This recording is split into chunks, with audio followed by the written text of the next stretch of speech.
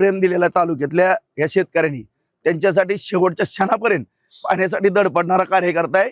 मी वेळप्रसंगी साहेबासमोर हात जोडून उभा राहील, परंतु माझा जे होताना टेक्निकली तालुका 80% तालुका हिरवागार केल्याशिवाय गप्प बसणार. माझ्या जीवनातला सर्वात मोठा आनंद मला या ठिकाणी आज या ठिकाणी झालेला आहे. ज्या उद्देशानं सामाजिक कार्यकर्ता म्हणून मी काम करू लागलो, राजकीय जीवनामध्ये प्रवेश केला, अनेक मनापासून भावना होती की या बार्शी तालुक्यामध्ये माझ्या शेतकरी बांधवांच्या शेतामध्ये पाणी नेऊन सोडन आणि MIDCच्या माध्यमातून माझ्या तरुण बांधवांना रोजगार या ठिकाणी देईल.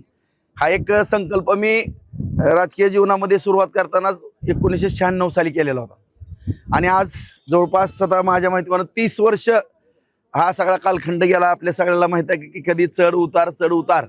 यामुळं ही योजना या ठिकाणी पूर्ण होत असताना आदरणीय या राज्याचे लाडके मुख्यमंत्री देवेंद्र फडणवीस साहेब, ज्यावेळेस मी अपक्ष आमदार होतो आणि त्यावेळेस साहेब उपमुख्यमंत्री होते, जलसंपदा खातं साहेबांकडे होतं आणि शिंदे साहेब मुख्यमंत्री होते.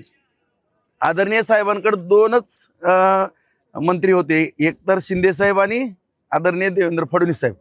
अशा पिरियडमध्ये इतकी फास्ट फाईल फिरवली आपल्या उपसा सिंचन योजनेची आणि साहेबांनी वन टाइम एकाच वेळेस 700 कोटीची प्रशासकीय मान्यता या ठिकाणी या बार्शी उपसा सिंचनला सुधारित प्रशासकीय मान्यता या ठिकाणी दिली आणि त्याचाच एक आनंदाचा क्षण आज आदरणीय देवेंद्र फडणवीस साहेबांच्या सहकार्यातनं त्यांनी दिलेलं योगदान आणि त्या ठिकाणी सगळ्या शेतकरी बांधवांचे आशीर्वाद, सहकार्य, त्यांचं पाठबळ, यामुळे केलेला पाठपुरावा, यामुळे हा आनंदाचा क्षण आज मला या ठिकाणी पाहायला मिळतो. माझ्या शेतकरी बांधवांच्या चेहऱ्यावरती प्रचंड आज आनंद या ठिकाणी तो आनंद ओसंडून वाहतोय. कारण आज आवर्षण प्रवर्षण मधला हा तालुका आहे, जो 12,550 हेक्टर क्षेत्र भिजणार आहे. त्यामध्ये कोरपळ गाव असा विषय आहे की कोरपळ्यामध्ये पिण्याच्या पाण्याचा प्रश्न गंभीर असतो, परंतु आज या कोरपळे गावातली सुद्धा 2,500 एकर जमीन या ठिकाणी या माध्यमातून ओलिताखाली येणार आहे आणि पाईपलाईनद्वारे या ठिकाणी पाणी आणि याकरता साठवण तलाव आपण या अगोदर 2 साठवण तलाव गावाला केले. भविष्य काळात ते साठवण तलाव भरण्याच्या दृष्टिकोनातून पण आपण प्रयत्न करणार आहोत. अशाच पद्धतीनं संपूर्ण श्रीपत पिंपरी असेल, शिंद्री असेल, भोहिंजे, त्याचबरोबर उपळाई, लक्षची वाडी, नागोबाची वाडी, बळेवाडी, कव, हे सगळा आसपासचा ह्या सगळा पश्चिम भागातला जो परिसर आहे हा परिसर या ठिकाणी चांगल्या पद्धतीने आपण या ठिकाणी हिरवागार करू शकतो. भविष्य काळामध्ये सुद्धा टप्पा 3 तावडीच्या तलावातून आपण ढाळे पिंपळगावच्या तलावामध्ये पाणी नेणार आहोत.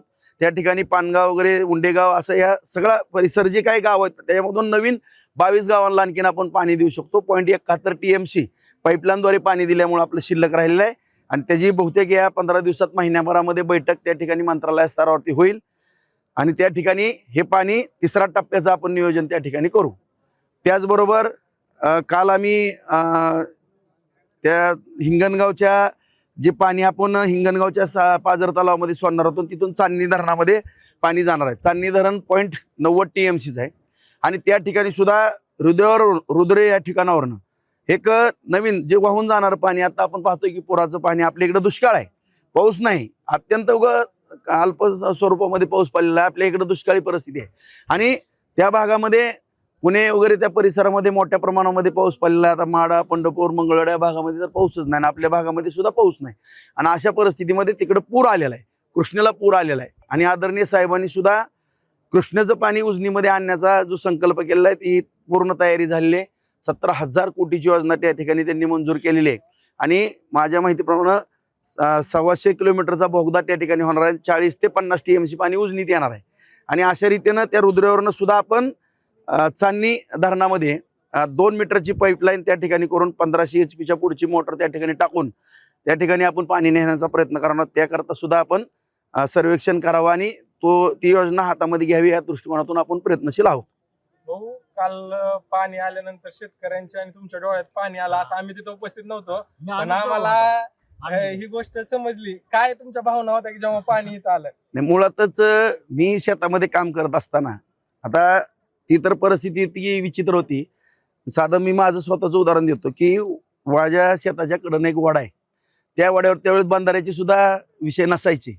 मी सगळी वाळू गोळा करून त्या पोत्यामध्ये, सिमेंटच्या पोती जास्त या गोण्यामध्ये भरून थप्पी लावली तिथं आणि JCB नवीनच आले होते. त्या JCBच्या साह्यानं जवळपास 30 फूट माती त्याला सपोर्टला दिली आणि सगळा वाडा पूर्ण अडवला आणि त्या अडवलेल्या पाण्यातून माझ्या शेतीचं उत्पन्न 20 एकर मी कांदा लावला आणि मला चांगल्या पद्धतीचं उत्पन्न मिळालं. त्या उत्पन्नातून मी 2 एकर जमीन त्यावेळेस घेऊ शकलो. हे माझं स्वतःचं उदाहरण आहे. सांगायचं तात्पर्य एवढं की पाणी काय शेतकऱ्याची प्रगती करू शकतो त्याचं एक ज्वलंत उदाहरण. स्वतः काम करून दारं धरणारा शेतकऱ्याचा मुलगा या ठिकाणी आमदार होत असताना ही पाण्याची जी भावना आहे आज खरोखर माझं पण मन भरून आलं. जे मी काम करतोय खरंच माझ्या तालुक्याला मला हिरवं करायचं. आज पाणी आहे तर शेतकरी आहे आणि मी माझ्या जीवनामध्ये जे काय मला प्रेम दिलेलं आहे तालुक्यातल्या या शेतकऱ्यांनी त्यांच्यासाठी शेवटच्या क्षणापर्यंत पाण्यासाठी धडपडणारा कार्यकर्ता आहे. मी वेळप्रसंगी साहेबासमोर हात जोडून उभा राहील. परंतु माझा जे होताना टेक्निकली तालुका 80% तालुका हिरवागार केल्याशिवाय गप्प बसणार.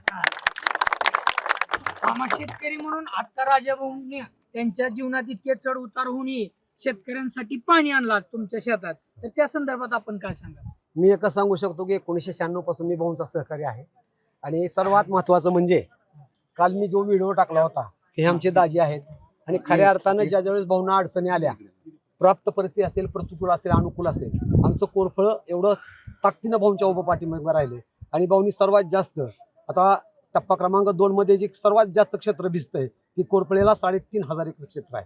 त्यातलं 2,000 आत्ता भिजतंय आणि राहिलेलं पूर्ण क्षेत्र 1,000 हेक्टर 100% तिसऱ्या टप्प्यामध्ये भाऊ 100% भिजवणार. त्याचं कारण तुम्हाला सांगतो की कोरफळे गाव हे भाऊंचं कुटुंब आहे आणि प्रत्येक कुटुंबातला सदस्य हा भाऊंचा एक प्रामाणिक मित्र आहे.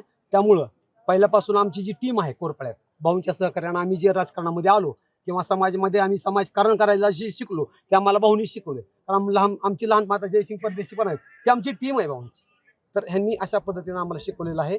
फक्त शेतकऱ्यांसाठीच भाऊचं जीवन आहे आणि जाता जाता एकच सांगेल, सत्तेचा वापर कशा पद्धतीनं करावा या महाराष्ट्रात फक्त भाऊंकडून शिकावं. एक पोकळी या महाराष्ट्रात निर्माण झाली होती ज्यावेळेस अजितदादांचं निधन झालं होतं आणि अजितदादांची जागा कोण भरून काढेल तर सातत्यानं काम करणारा एकच महाराष्ट्रात एक नेतृत्व तयार झालं नवीन, सन्मान राजेंद्र विठ्ठल राऊत. खऱ्या अर्थानं मामा तुम्ही बोलात कालचा तुमचा व्हिडिओ प्रचंड व्हायरल झालाय. 10 लाख लोकांनी तुमचा व्हिडिओ बघितलाय. काल तुम्ही रडत होतात. काय तुमची भावना होती इतक्या वर्षात पहिल्यांदा पाणी आलं? आपण उजनीचं भाऊनी पाणी आणलं ह्याला आयुष्याचं हे झालं, सोनं झालं बघा. फक्त भाऊच करू शकते, दुसरं कोणी करू शकत नाही.